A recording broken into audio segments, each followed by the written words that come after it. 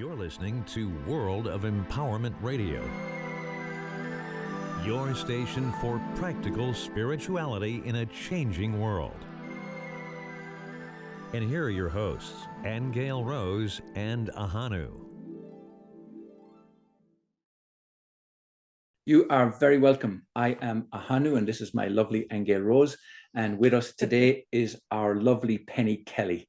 As always, we have been looking forward for ages and ages with speaking with Penny Kelly. And today we're going to speak about evolution, and particularly spiritual evolution. Aingeal Rose wants to qualify that. So tell us why you chose to speak about evolution. Well, it came up because the calendar's switching, right? We're into 2023 now. The energies are obviously shifting. And I can feel them being in Sedona. I can feel them day to day just being here. So I have questions about this area too as we move along. But in terms of the cycle, we're in the process of the purification we're in as a planet, the personal evolution the purification we have to do personally. I would like to know, Penny, if you have any sense of where we are in this process or what's required of us at this particular moment. Yeah, I do, but I don't know that you want to hear it. I do. Yes. That's why we're talking to you. I do want to hear it. We can trust you to set Tell us us straight. the truth, Penny. We're at the beginning. What I think is really important is that the population of the planet, not of the US or France or Germany or Russia or whatever, the population of the planet has to learn to step back and look at the planet as a whole. And I actually made some notes that I thought I would share some of these, and then we can talk about them. Okay, sure. So I didn't start at the beginning. I'm going to start with number 11, and it's that we really have to begin to see our people and our planet as one singular group without getting caught in globalization, which now has a defined meaning. The globalists were trying to take over. Right. They were trying to make one planet, one world, the Great Reset. Yes. That is going to be right there in front and center in a lot of people's minds once this has all settled down a little bit, and they aren't going to want any part of that. And that's a huge issue for those who are trying to pull the planet together without losing the diversity and the uniqueness of each culture and each region and each individual.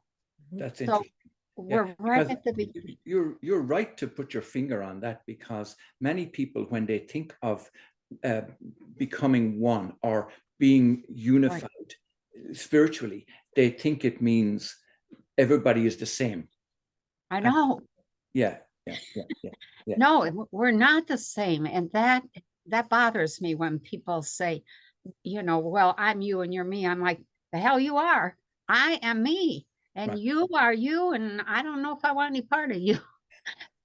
Not to be snippy or anything, but just this, the uniqueness of our situation is such that this particular planet is, I'm going to use the term layered, is layered with different dimensional reality systems, reality zones. Mm-hmm. The 3D zone that we're in is pretty heavy. Mm-hmm. It's down at the bottom, not quite at the bottom, but it's a zone in which there's a lot of learning that goes on, a lot of defining of who and what you are. And some of that is from the material that you're made of. But as you move up, you have to retain that awareness of the material without hanging on to the material. So you move into 4D, and now you're still a material being, but you have a fourth dimensional consciousness, which is a whole different Right. way of approaching reality, and then fifth, and then sixth, and there's lots of dimensions about that. Yes. But that need to differentiate. The term has been discernment. We haven't been able to discern the difference between oneness as the fact that we're all made of the same stuff, which is source material, and we're all the same individual. We're not. It's not one size fits all. Yeah. Humanity. Right. So are you saying that we need to maintain some degree of idea of separation only in terms of being individualized spirits, but the unity is that we all deserve the same everything? Or Yes. or we need to see each other as equal in terms of, you know, how we all live, how we all cooperate, how we all share.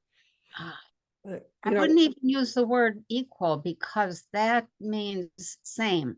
Yeah, I know what you're saying. But I think I know what you're saying. Okay. Yeah. You know, we are all, here's the thing, when you become a three-dimensional creature, whether you're a plant, an animal, a rock, a human, something else, there's this experiential addition that gets made to your frequency zone, to what your consciousness can contemplate and communicate with. Right. And the communication is the key piece. The expansion of consciousness is really just the ability to communicate with everything until you expand out to become source again. And now you're just holding that bliss, but you're not an individual. You're just part of that source.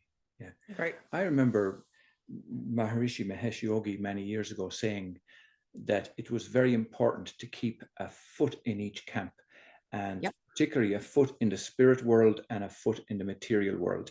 Right. And what he was meaning was that you don't deny one or the other. Like the Course of Miracles even says, you know, you don't deny the body, and neither do you deny spirit. So when you talk about unity, then you're talking about the recognizing, realizing that we are all one in terms of a spirit, a consciousness, and awareness, but we are individuals in terms of the physical body aspect. Well, even our consciousness, because consciousness is relative to each person in terms of how aware you are at any given moment or how connected you are. So that part, we're not all the same consciousness, for sure. You know? Right. Yeah. We all have consciousness, but the way that is structured is vastly different from individual to individual. Right. And even within the multidimensional aspect of the self, you know, we have constructed different versions of ourselves for different, I call it applications. One to deal with your mother and your father, another one to deal with your boss, another to deal with your spouse, another with your kids, or a teacher or a boss, whatever. Yes. All of those versions, we move between and among them just as smooth as glass, unless one of them is too traumatic and we shut that one out, in which case we split. And then you have multiple personality disorder. And so the consciousness is this amazing, amazing thing. But to go back to the thing about unity, that there's a greater unity. This is something that I learned from my people, and I'm still processing this. There's a greater unity that has that, how do I say this? We're all made of the same stuff. So that's one level of unity. But when we talk about unity as a civilization, now what they have said again and again is there's unity of purpose. What are you guys creating? What do you want? How do you want to live? Do you want to stay in the ghetto forever? In the third dimension is kind of like the ghetto of reality. I did have that thought the other day, although I didn't use the word ghetto. We're down in the trenches. I thought, what were we thinking? I know. I know.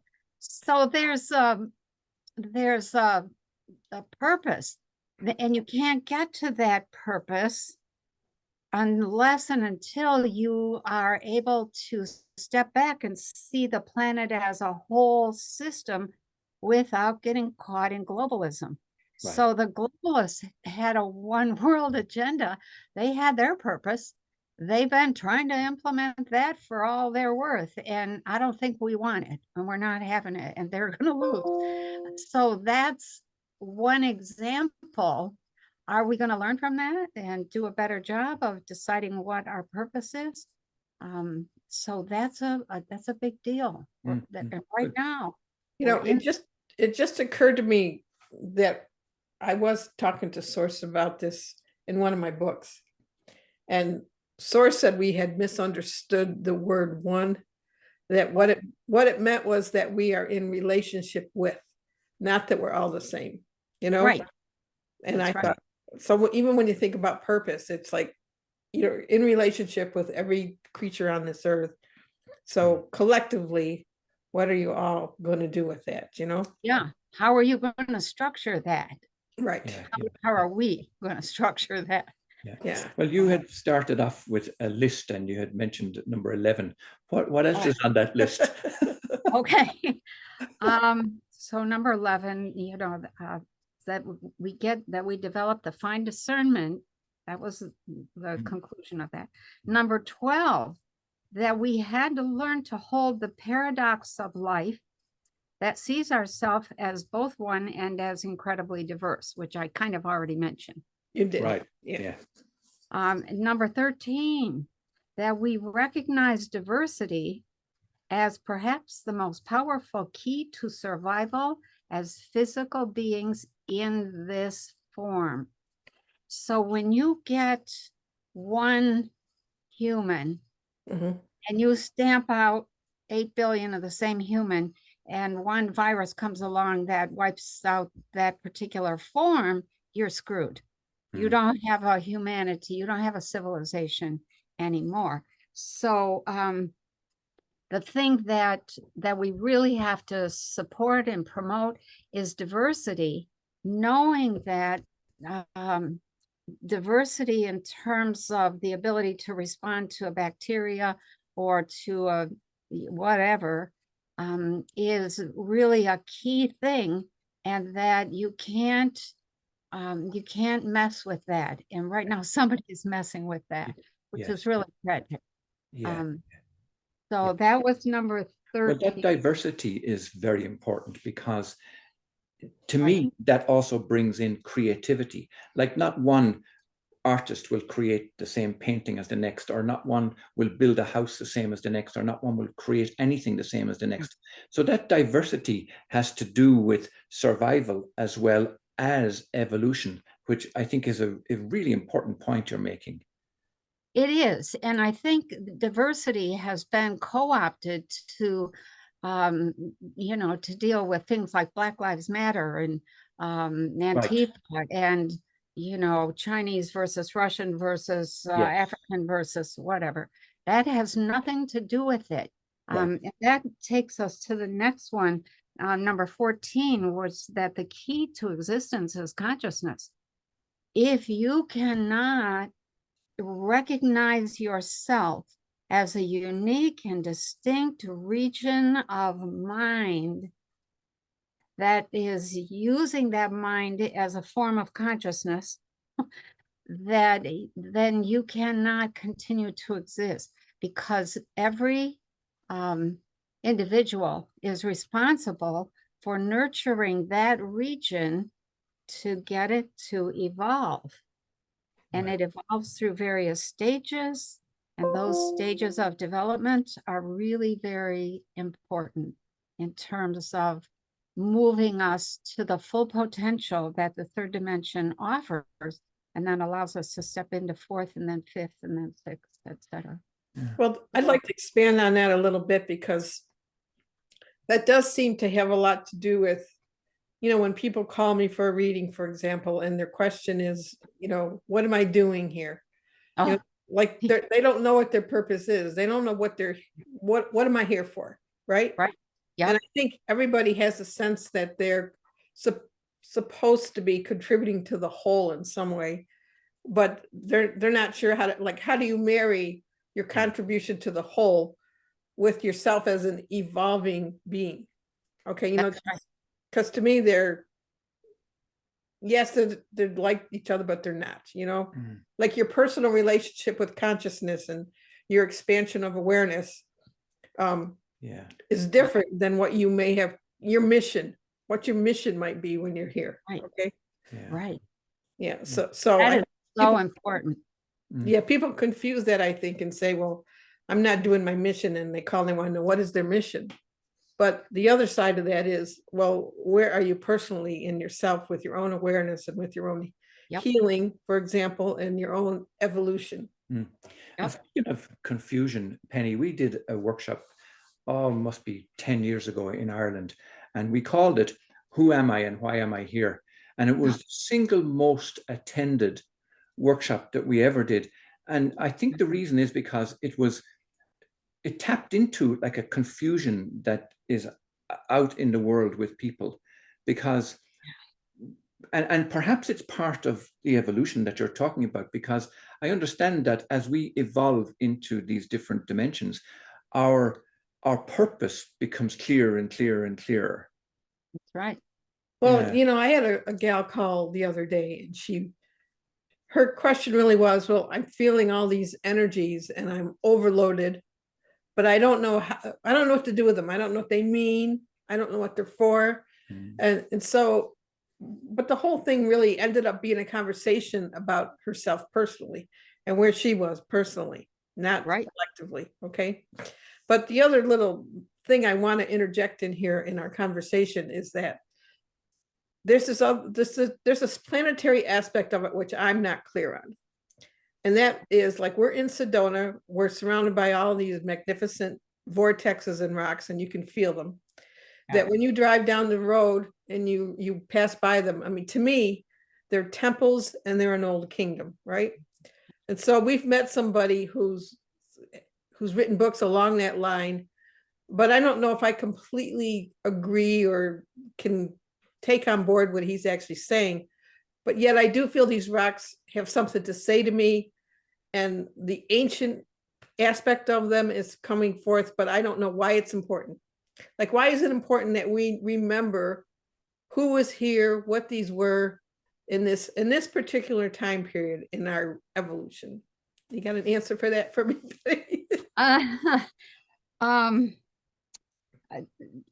Wow. Okay, so everything that has material form does have consciousness. In different eras or periods of time in the ancient past, the forms had different sorts of interactions with the people, and the people were shaped differently, they looked different. Each form of civilization comes on board and has about 12,000 years to get their bricks in a pile. And then you run into... I haven't heard that expression before. What was that? Usually ducks in a row, but I haven't heard bricks in a pile. Oh, that's a farmer term. So if you don't, as a civilization, wake up, come to understand your relationship with the world of Mother Nature, who has all of her relationships and her cycles of consciousness and her schedules of renewal, then you can get wiped off the map. Right. And some civilizations have been wiped off. And depending on, I'll probably say something controversial here, depending on how much the people that are watching us are seeing that we're making progress, they will intervene or not to come in and pick up samples of the eggs and sperm and parts of people, so that they can do cloning in case we get wiped off if it looks like we're not making the right or enough progress. Does that make sense? Interesting. It does. Yeah. And I think, you know, part of the history of this particular area is that it was part of Lemuria, that it had been submerged under the ocean twice in its history, and that's a physical scientific fact. Okay, but when I look at these rocks, I mean, to me, and I feel the same way about certain places in the Grand Canyon, that they're temples. And I'm like, so who had a temple and why? Okay, and why is that important to me in 2023? You know what I mean? Like that I resurrect this in my consciousness, for example. Okay. Well, is it important to you? Well, it feels like it is. It feels like I don't know. We feel like we've been led here, brought here for a reason. Yeah. And Well, I think and that it gnaws at me in my stomach, you know, when I go by them, and I just think I know them as an old temple and an old kingdom. And I say the same thing in the Grand Canyon. This was a kingdom. Mm-hmm. But that's true. Unless it's part of me that I'm trying to remember that I can't exactly remember. If you know what I mean. Reminding me of a time when we were on the hill of Tara in Ireland, and it's a very famous hill. And I'm sure you've heard of Tara from Gone with the Wind. It's not the same place, but you'll know the name. But while we were there, Aingeal Rose, through her third eye, she was able to see battles and stuff that had gone on thousands of years ago. Yeah. And why I'm bringing that up now is because perhaps the reason we're here or anybody is where they are could be to reconcile old stuff and heal old stuff. Because my understanding about when you talk about going into the fifth world and the sixth world and all of that, my understanding is that you can't bring that crap with you. You can't. You're right. Yeah.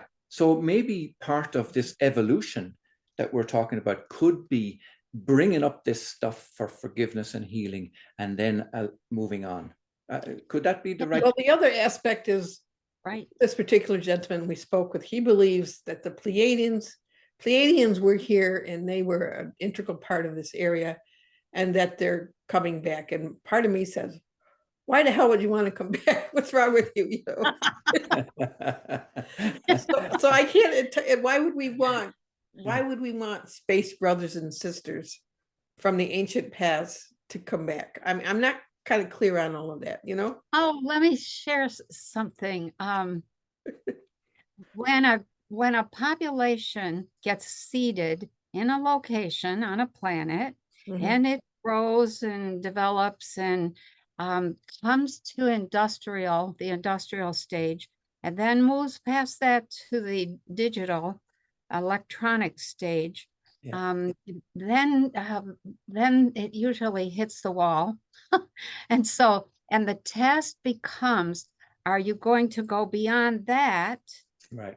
So the attitude that my people have shared with me, I thought was really cute, actually, was like, we seed you guys, we watch over you, we try to keep you on the path, you know, we're interested.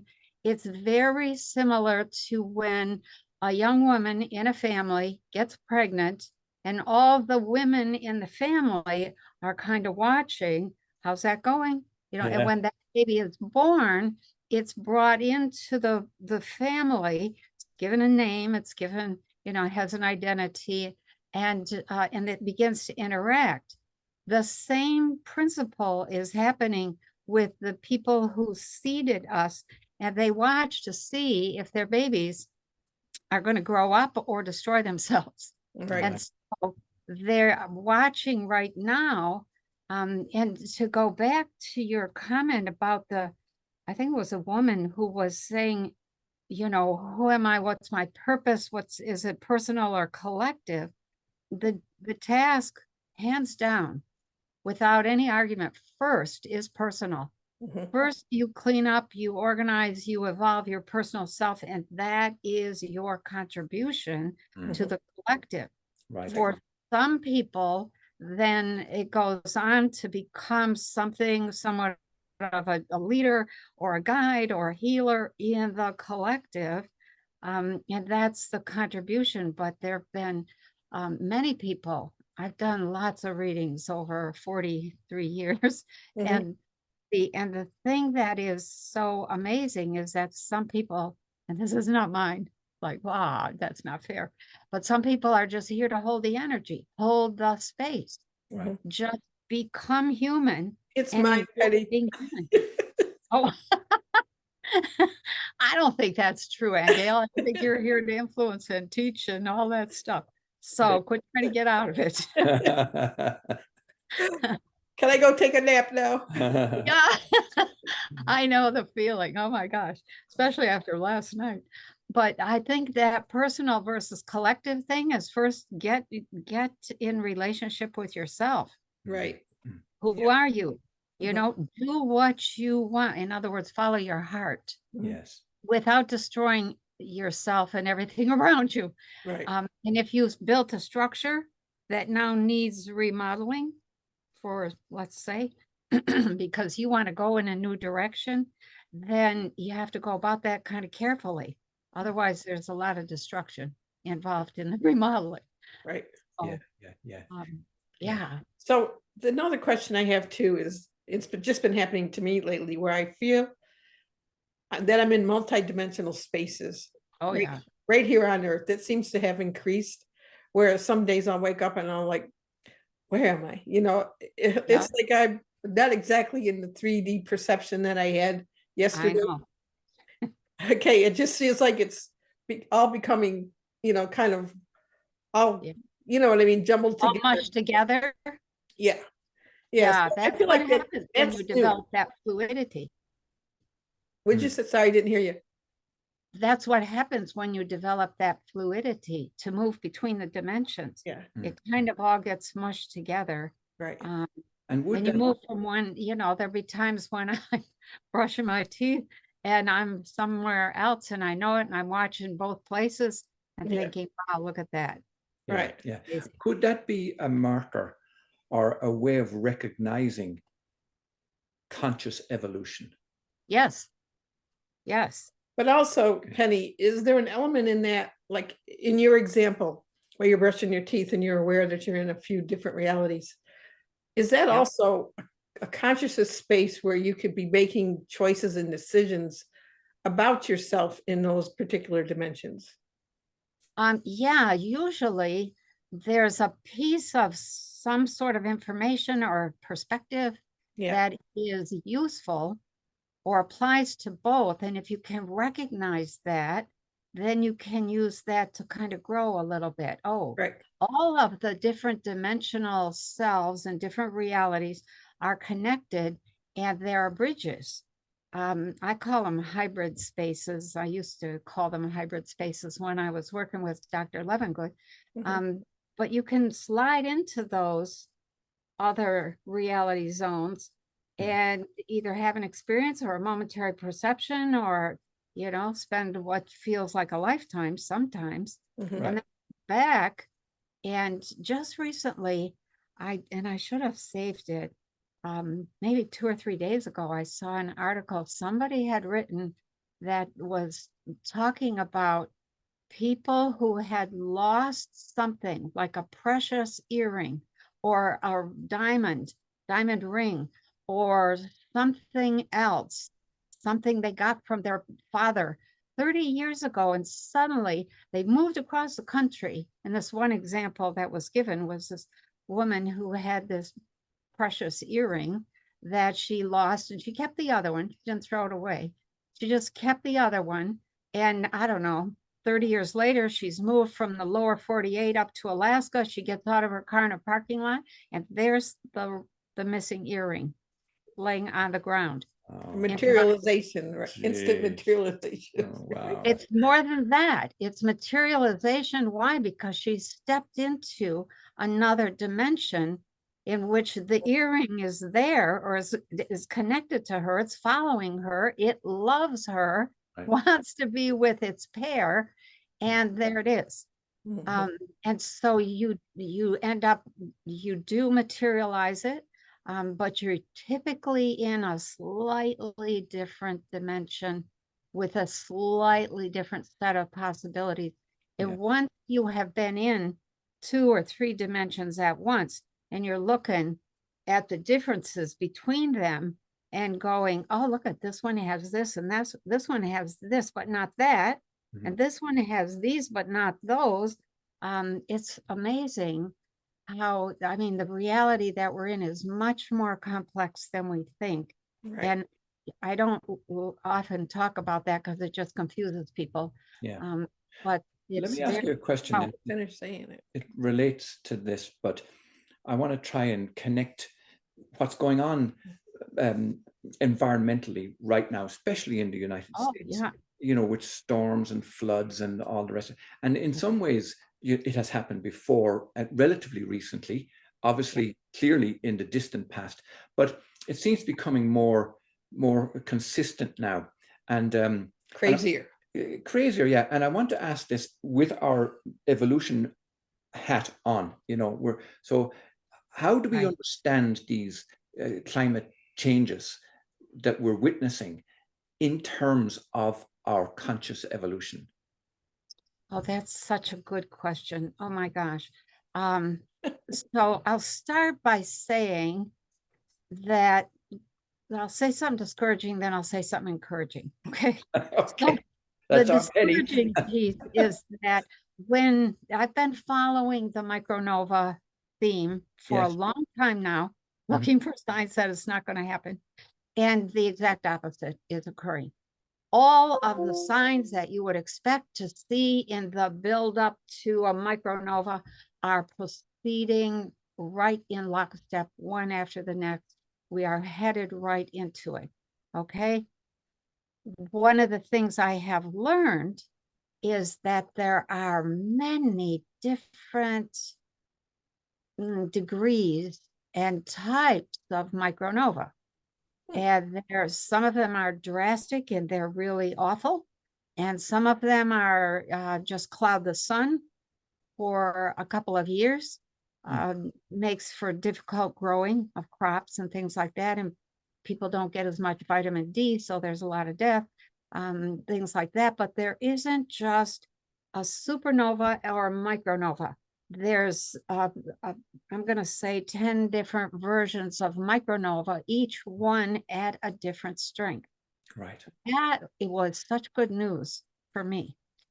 So like, okay, now, yes, we're at the 12,000 year mark, and that's usually when they have the big one. However, now let's go to the encouraging side of things. So we have to take up our relationship, consciousness to consciousness, with wind and rain and sun. Sun is fire, and earth, etc., etc. We have to. So let me give you an example. Excuse me. We had a big blizzard here right before Christmas. I could, I saw the weather maps, I heard all the predictions, et cetera, et cetera. And so immediately my thought was, oh my God, I really don't want that. So I got on the horn, so to speak, with the wind and the snow, which is water, and the sun and, the earth and jet streams and all that kind of stuff, and was saying, look, could you just push this way north where it belongs? Those people up there have blizzards all the time. Don't go down and ruin all the crops in Texas. Don't go to Florida and ruin the crops in Florida. Don't wreck the people's greenhouses in Tennessee and Missouri and all those places. Just, so that we had a number of conversations, and the quote unquote blizzard was mostly a windstorm here. There was almost no snow. And then it lasted a day or two, and then it melted and was gone. And my daughter across the state in Detroit area said, oh my God, she has a landscaping company. And she said, I really need to be prepared for this snow. And I said, why don't you ask the snow to, to go further north? Not that I was wanting to pile it onto the people in Saginaw or Mackinac or whatever, just way north where the snow is of that sort is normal. And they're prepared, more prepared for that. Yeah. And she wrote 2 days later and said, "Mom, it worked." And Wow. it's Beautiful. and then we had a warm up, and we've continued to have that warm up. And I think we just don't realize that when actually it was the Christians who came along and forbade, it was a forbidden act to communicate with the sun, to look at the stars, to communicate with the wind, or they called all of that witchcraft. And you could be strung up or burned for doing that kind of thing. But the old people at that time said, OMG. And I think we talked about this once before. The world will not work right if we do not maintain our relationship. Right. And it hasn't. Yes. Yeah. Good point. So here we have now this crazy weather. The wind and the rain and the sun and the earth all have said to me multiple times, well, we need to know what you want. Yes. So there That's it is. interesting too, because my daughter lives up in Monterey at the moment, in California.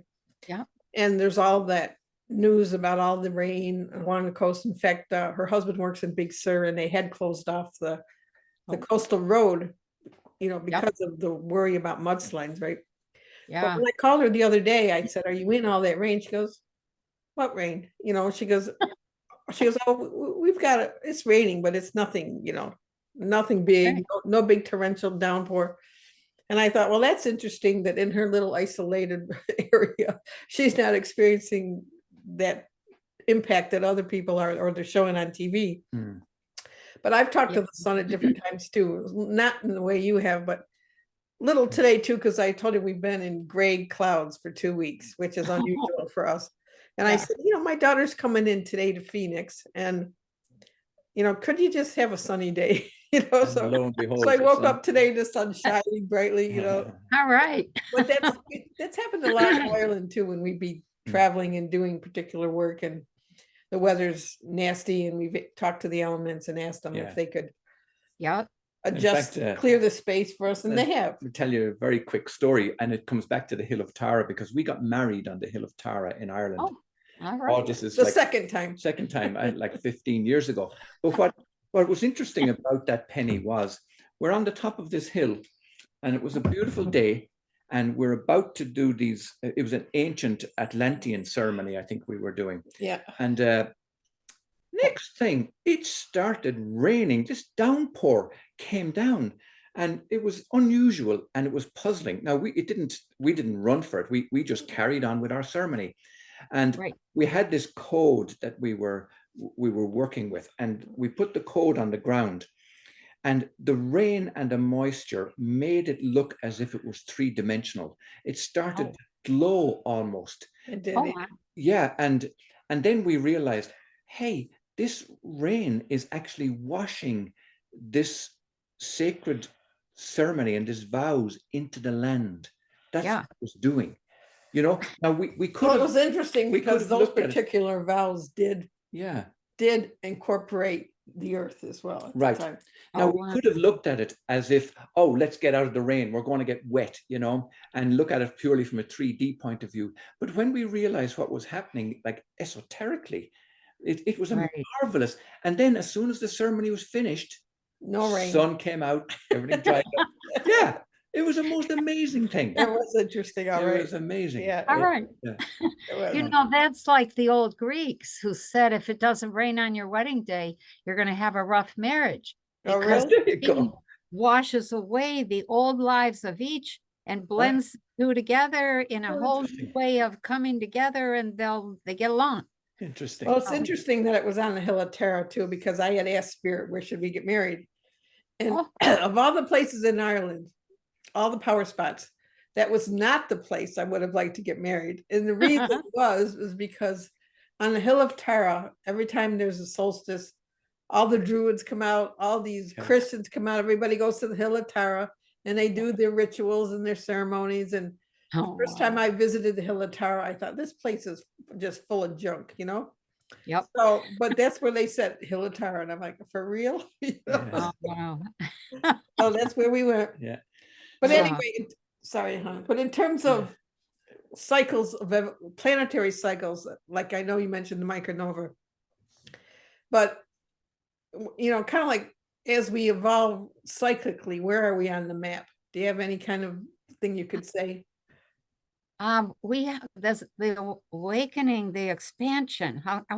It's called the awakening in the popular press, but it's really an expansion of consciousness to allow certain things to be understood, seen, integrated into the self.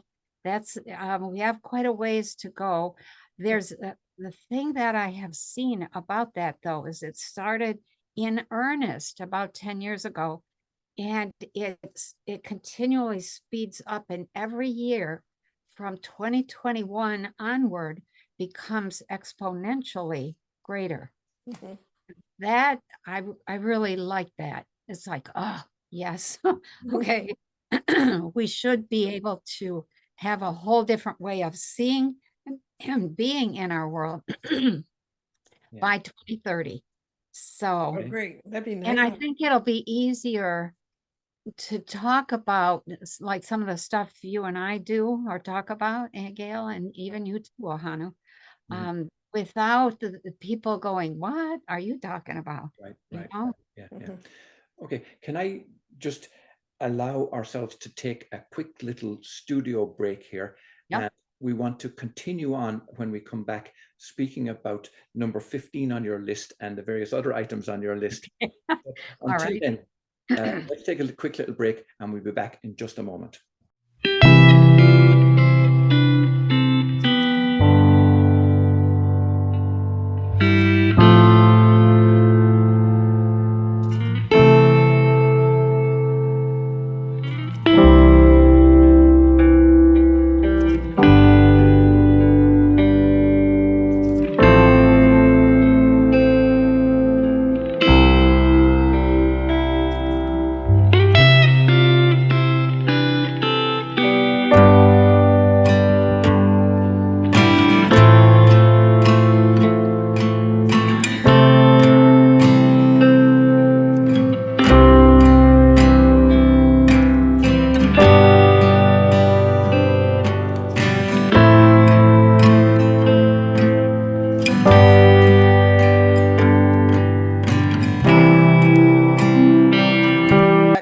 Welcome back.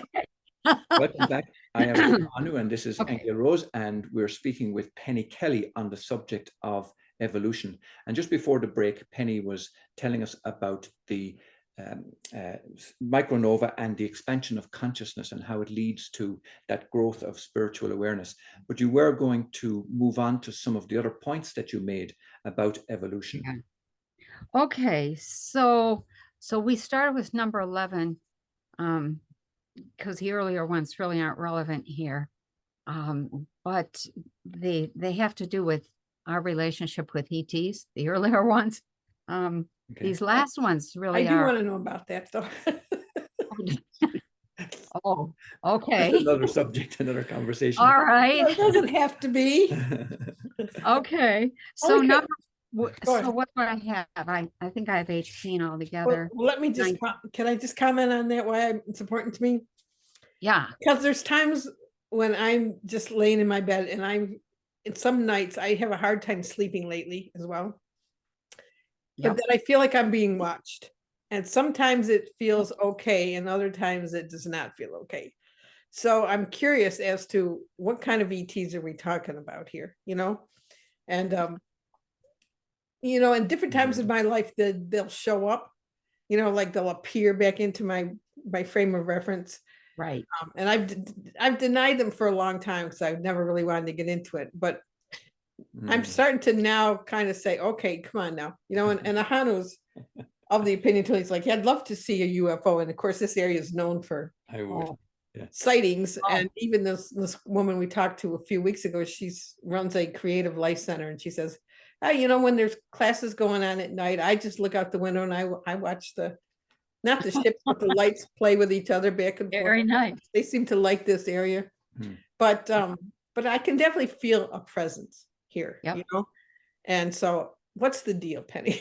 It's like, Why are Well, they bothering me? okay, well, they're watching people that have the capacity to be a bridge. That's the bottom line.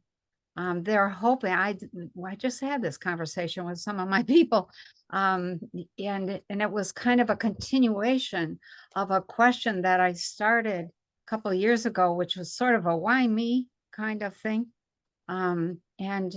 And little by little, I mean, there's a lot of denial that I have done. It's like, no, we're not dealing with that. Same as you, Aingeal. Mhm. So, but the thing that's happening, the question that I was holding just recently, was, okay, who all's involved in this effort to help us make this move toward a more expansive consciousness? I had seen 3 different groups or types of ETs, and then another one appeared, that I was like, oh, that doesn't quite look human at all. You know, and we just looked at each other for Was a it few. Yoda? No, it wasn't. I would have probably just dismissed that if it had been you. No, it was a totally different kind of face. Yeah. Yeah, I was going to try and draw it, but the groups that I know of, some of them will masquerade as one another, and so you have to really go by feel. And that feeling of that's true and that's not true, that's really, you have to develop that. That's one of the skills of the future, is matching your frequency. Well, we do it automatically, but we don't honor it. You match your frequency to what it is you are investigating, and something in your own self tells you that that's either true or not true. It's that you pick up is their deception, if there's deception involved. Yeah. Mhm. So So that's the discernment that you started off speaking about. yeah, Yeah. yeah, What are the very. groups that you're aware of? Well, there's some small grays. There's 2 groups of small grays. There's 2 groups of tall grays. There are Gentrans, there are Nordics, and then there's this other group that I don't know where they're from. I'm gonna try and draw their face. You could tell it was a being. I mean, it didn't look like an insect or a reptile or anything like that. But didn't have a configuration that I'm most familiar with. Right. Okay. Yeah. So the so all there's a few others that I know of, but that I don't really deal with, but they're doing different stuff. Right. Each group working together is has taken on a different aspect of helping with our evolutionary step, put it that way. Okay. So I know my people, and that's you know, so that I'm comfortable there. Right. When I get outside that box, it's like, who are you? You know, that kind of. Yeah. Yeah. Yeah. Okay. Yeah. So so let me say something that now almost contradicts something that I said earlier in terms of the evolution, but refers back to the layers that I talked about earlier when we first started. Okay. Number 15, that as we move, we have to be aware that as we move toward higher frequency existence, we allow some groups to remain at the more basic 3D levels, yet ensure that all are taken care of, and not using socialism or communism. There's a different mindset of making sure that everybody has what they need, and they don't call that socialism. They don't call it communism. They don't really have a name for it, but that is absolutely a rule among the advanced societies. Everybody is taken care of where they are at. Right. Yeah. That makes sense. That's a big deal. Yeah. And the reason for allowing some to stay at the lower levels, I was like, well, why are we all going? They said, because some are not ready, number one, Mhm. and you still need to produce humans. And that was like, okay, so when we move up, we are not going to produce humans. And they said, not the way that you have been, not the way that you do at 3D. Yeah, that makes sense. Mhm. Yeah. Yeah. Yeah. So number 16 was, in terms of evolution, we had to develop the tools of higher physics, including artificial intelligence and wearable reset technology. Wearable reset technology. Yeah, and do not allow any of the higher physics to fall into the wrong hands. And if it did, then we had to stop everything and retrieve those tools from the control of those beings. And so that was like, oh, I think it's too late for that one. And they said, yeah, Wow. you need to stop and deal with that. Interesting. And I asked about the wearable reset technology, and it turned out to be something I already knew about, just with a different name. When you get into some of the higher, more advanced, more evolved races of people, they live a very long time. Their short end of the youth stick is 250 to 300 years. The long end is 2,000-3,000 years. Gosh. And the wearable reset technology, they called it, I called it clothing that renews you, that doesn't allow degeneration. They called it wearable reset technology because it continuously resets your frequency matrix to its original condition, so you do not appear to age. However, so I then asked, well, why would you ever die, or why would you ever leave then? And they said, because after you've been here for 2,000 or 3,000 years, you begin to have a yearning to move on and move up. And I was like, oh, okay. Yeah, makes sense. So they leave on purpose. Right. Yeah. Yeah. So that was number 16. Number 17 was that, and these were not in any particular order, that we learn compassion for life in all forms. That was absolutely like a baseline, or even beginning to move out of three-dimensional thinking. So, and number 18 was that enough of us recognize that our messy situation is offering a chance to step up another step on the evolutionary staircase and not go back to the way it used to be. Yeah, right. They were referring to a lot of people who just want things to settle down and go back to normal. Yeah, right. Yeah. And they said that cannot happen. You can keep some aspects of normal. You're kind of like a daily routine, but you have to re-educate yourself. That was a big thing that they emphasized. You have to expand your willingness to learn new things. Otherwise, you can't move forward. You have to be willing to learn new things. And I said, like what? And they said, well, like new technology, new physics.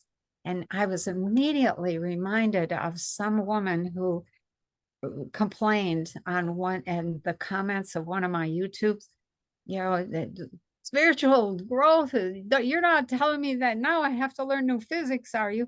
And I was like, well, what can I say? Right. If you don't understand the basis of how consciousness works, then it's very difficult to be comfortable in the world where consciousness is an integral and recognized part of the technology of both the equipment and the people. Yes. And that really has to, how does that work? I teach that in my classes, but when you have 8 billion people and you're teaching a class of 80 people, that's a drop in the bucket. Absolutely. Yeah. Right. Yeah. Yeah. So that whole idea of understanding how do things work and why, Mhm. that is like the kind of understanding that we have now of E equals MC squared. Mhm. With that's kind of at the base Mhm. of this particular level of reality. Yes, yes. So, let's see. And then the last one was, yes, there will be mistakes with technology, but that is what consciousness is for, is Right. to recognize, oops, that was a mistake. Mhm. Fix that, move on. Yeah, right. Don't give up, don't, Yeah. freak out, etc. Yeah, yeah. So, yeah, those were the, So I have a different kind of a question in relation to okay. this. And it's, I feel like I'm coming way back down into 3D with this question. Okay, that's okay, because But- that's where we're at. But you know how there's been these crazy murders lately, right? Like these 4 girls in Utah, for example. Yeah, Idaho. Idaho. Hmm. Was it Utah or Idaho? Idaho. I think it was Utah. Utah. Oh, I was think it? it's Maybe. Utah. Oh. And this Yeah, other man who just drove himself and his family off the cliff in California. Oh, Oh, you didn't hear about that one? no, I I did. thought it was a car just going off the coast, because there's no guardrails on that coastal road that goes up through California. Yeah, that's No, right. and the car went off the 250 feet down with the wife and 2 kids in the car, They all survived. and they all survived. Every single Oh. one, which they said is miraculous. So then it comes out later that the father did that intentionally. He drove them off intentionally, right? So and he was going to be arrested as soon as he was well. in Well, the it's a hospital. suspicion. We don't know that for sure. Okay. But I imagine the mother would have said something. Okay, but anyway, No. if you look at I think what's bothering me about this is that my thought was, are we just all becoming possessed? Is there some demonic force out there really that is, taking over people's consciousness and mind? Because that's what it sounds like when you hear some of these stories lately. It's like, what? I mean, they're just so bizarre and Crazy, yeah. so Yeah. crazy that And there's a huge increase in suicides all over the world. A lot of it not reported. As I just saw that. Yeah. I started to look-see yesterday. I was like, holy cow, there's a lot of suicide. Yeah, yeah. Yeah, so I do wonder, and of course we can't talk about the V word on anything, but in terms of things that are shifting people's consciousness, because I actually have heard from healers as well that when they're doing a healing on a V person, that they can't locate the connection between that person and their higher self anymore. So anyway, that's another whole horrible, we'd have to do it in code topic, okay? But no, but I am wondering, is there some sort of, with all of the earth changes, is there some sort of doorways opening that are bringing in these malevolent types of beings? Or do you not Yes. believe in that yourself? Okay. Well, I have a little different take on it, but essentially what you're saying is correct. So when you choose an alignment, there's only 2 choices. You either choose life or you choose death. You choose, continuous personal growth and evolution, or you do continuous destruction and disintegration. So there's nothing in between, not much. So when you align with what I'll call those forces, so let's go back to physics for a moment, because it's a little easier for me to explain. Okay. I had some drawings, but I don't have them handy. So you have plasma vortices. We're made of plasma vortices, little tiny spiraling vortices, and they're curved, and if you look at them when you're looking outside and you just look up at the sky, sometimes you can see these little things blinking on and off, and it looks like they're little, what are those things the Australian Aborigines used to throw? Boomerang. They look like little tiny boomerangs with a spark of light at the end. That is a spiraling plasma that most people refer to as chi or ki or prana or. Right. So, and those are big compared to the ones that we're made of. But there are big plasma spirals that make planets and that run through the cosmos, etc. They're all up and down the scale. There's little tiny plasma spirals and there's great big ones. So when you get one, you know, a set of them, and they're all conscious. Plasma is consciousness, okay? So, and the type of frequency determines the frequency of the spiral determines the consciousness.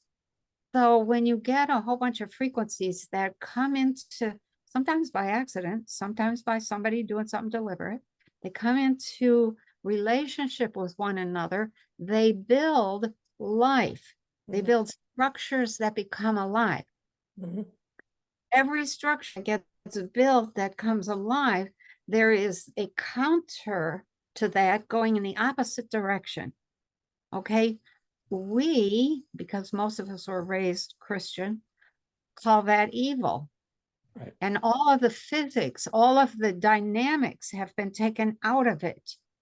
And it's been personified because it does have consciousness. So having said that, there are counter-rotating vortices that will, if you don't have enough togetherness or strength of mind to maintain yourself, you can be over affected by the counter to yourself, and that will cause you to be worried, depressed, frustrated, feel attacked, feel like you want to commit suicide or you want to leave, etc. All of those, all the consciousness of the counter forces is what takes over instead of the I'm going to build something and live forever, which is what is on the other side, the life side. Right. So when you watch that, when the little men in brown robes were actually showing me some of that, when you see that in motion, what you realize is that it's just a choice. Yes, we can personify the counter stuff and call it evil and make it bad, etc. But it still comes down to it's just a choice. Right. Yeah. And people have been made to feel that the counter is evil, and they then end up fearing that. Yeah. So does that make sense? No, it does make sense. Absolutely. It does, but I Yes. do want to ask you about suicide in relation to evolution, the topic we're talking about. Yeah. Are there consequences of that, or is it just a free will choice that anybody in the universe has, and they just continue on when they cross over at the state of mind that they're at? But okay, yeah, it's a free will choice. I will say this. This was a shock to me. My cousin, good cousin, he was the same age as me, committed suicide probably 40 years ago, 30 or 40 years ago.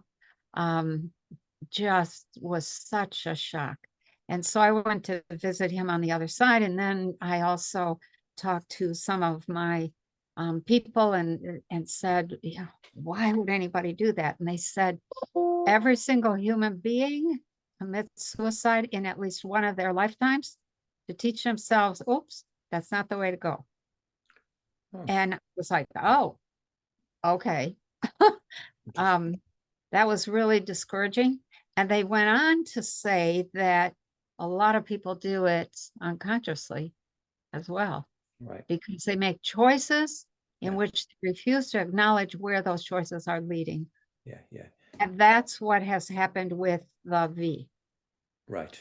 right. Yeah. So when you yeah. talk to your relative, you said that committed suicide, what did he say about where he is right now and what's going on? I haven't talked to him for a long time, but back then he was angry. He was so angry, he scared me. And I, you know, Angry that he did it, or angry that he did it, or angry that he wasn't angry that he did it. He was, what he was caught in was this tremendous destructive anger. And that's why he did it. Gotcha. And that, I mean, he just, I can't even talk about it or I'll cry. No, Okay, well, can I okay. But say, he was something, he was young, he had everything going for him. He was a fabulous musician and a psychologist. yeah, And boom, yeah. yeah, Can I just say something here? Because it's very likely that, I mean, suicide is such a common occurrence, more and more so as we know as time goes on. But that Yep. it's very likely that somebody watching this or listening to this will have somebody that they know somewhere close to them that may yeah, have taken their own lives. So what I want to say is that anytime Aingeal Rose has gone into the Akashic records on behalf of the family, who she's been asked like to check on them and yep, where they are and so on, the one thing yep, I always hear her saying, and you comment on this, Aingeal Rose, is that there's no judgment in source. God's that's right. source doesn't judge. So in that way, like when I hear her saying that, I find that a huge relief for families, and victims and so on, because I think it could be very easy, like you pointed out when you talked about consciousness, it could be very easy to fall into that kind of negative spiral that we call evil, as you say, and Yeah, keep and stay in there and keep going down, including the judgments we make around suicide. So yes, what I'd like to do is to take your advice about what we talked about in terms of evolution, and that is to realize that the key to existence and growth and awareness and all consciousness is to be aware that this is an absolutely wonderful, amazing intelligence that we're part of, and that there's no judgment around it at all. Yeah. no, there's no judgment. That is, Uh, that's one of the things that I think was a big shock for me also. Um, those people who did commit suicide, what their big shock was realizing what they could have accomplished if they hadn't committed right. suicide. Yes. Gotcha. Yeah. Um, Yeah. the second biggest shock was nobody was condemning them. And what they realized was all of that condemnation Mhm. was really part of the judgment that comes out of the Christian religion, Right. which had a pretty rough start Yeah. here when it started. Yeah. Really nasty start. Yeah. So Didn't we yeah, all? there's a lot of judgment in the world today that just doesn't need to be there. Yes. Unless it's just used to keep us at one another's Yeah. throat. Okay. So in order to keep us on time, Penny, have you finished those lists that you were She going did. through? She You read did. the list. Okay. So let me just by way of drawing to a conclusion here about our discussion on evolution, I did take a few notes, and I'd like to just see if I have summarized everything correctly. And that Okay. was that the population of Earth must step back and look at the whole. And we were talking about unity in that way, but also about individuality. And you stressed the importance of discernment. Yep. You did say that, oh gosh, I can't read my own writing. Oh yeah, but to hold the paradox of life. Oh yeah. Interesting point. Yeah, hold Yeah. the paradox of life. And then you also mentioned about recognizing diversity as the key to survival. I Yep. love that. I thought that was marvelous. And then you also went on to say that the key to existence is consciousness, and evolving is our contribution to the collective. My God, some of these statements are very profound indeed. You also then spoke in detail about micronova and climate change and all that kind of thing. And you said that it is proceeding lockstep with conscious evolution. That is true. And, yeah. And we must connect our consciousness with all the elements like the earth, air, fire, water, and so on. And then you said that the expansion of consciousness is happening to allow for spiritual growth. And that ETs, we had an interesting discussion about ETs, and that ETs are watching the people who can be a bridge to consciousness. I thought that was interesting too, and it explained a lot. Well, that was interesting. She said that because one experience I had, I think I ever shared here a while ago, was that I had an ET experience where they told me that I was part of the Rainbow Bridge, is what they called it. Oh. So that was Yeah. my, you was said very that, I'm simple. like, okay, that was that's Yeah. after I started learning to do psychic surgery. Right there, that you can be Yeah. consciousness. And the last thing you said was you must expand your willingness to learn new things. And I thought that was a wonderful way on which to finish, especially when we're talking about evolution, because evolution by its very name and nature is about new things and new circumstances and a new way of being. And so we must be willing. We must be willing. Right. Yeah. Yeah, we have to. Otherwise, we're just going to end up with the same old stuff that we have now, the same old mess. Yeah. Everything you are, everything you feel is projected into the future. And if you just have this set of ABC, and you project that, and it results in what we have now, then you're going to project that again. If you have XYZ and you project that, that's going to be something new. Yeah. Okay, I just want to say to you before we go, Penny, that we have viewers and listeners on our podcast, on YouTube channels and various other avenues that absolutely love what you say and what you do and what you demonstrate in the world. Thank you. When they call for a reading, where did you hear about me? Penny Kelly. Penny Kelly, yeah. So we'd love to have you on again at some point in time so we can schedule that. But just to say, want to talk about ETs? Right, who knows? Yes. And Gail's like, oh yeah, we need to talk. Yes, she would say yes. I want to talk about who were the old beings in these rocks. That's what I want to talk about. Yeah. Oh, well, yeah. Okay. Do you know? Wait, no, 1 second. Let's leave that for I saw her time. do this. She knows something. Tell me, Penny, now. Okay. No, save it for next time. Next time. Right. What are you doing next week? Okay. I got to teach next week. I'm teaching Intuition 5. Oh, dear. Okay. Couple weeks after that.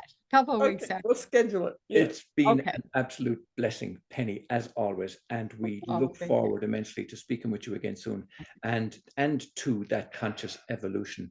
And let's demonstrate our willingness by having you back on again to learn more. So until the next time, I want to say thank you so much. We really appreciate you and your wisdom and your knowledge and your sharing. And thank you to Aingeal Rose and from myself, Ahonu. So until next time, blessings and bye-bye. Thank you. Thank you so much. Love you both. Love you too. Love you too. Bye. All right. You have been listening to Aingeal Rose and Ahonu on World of Empowerment Radio, your station for practical spirituality in a changing world.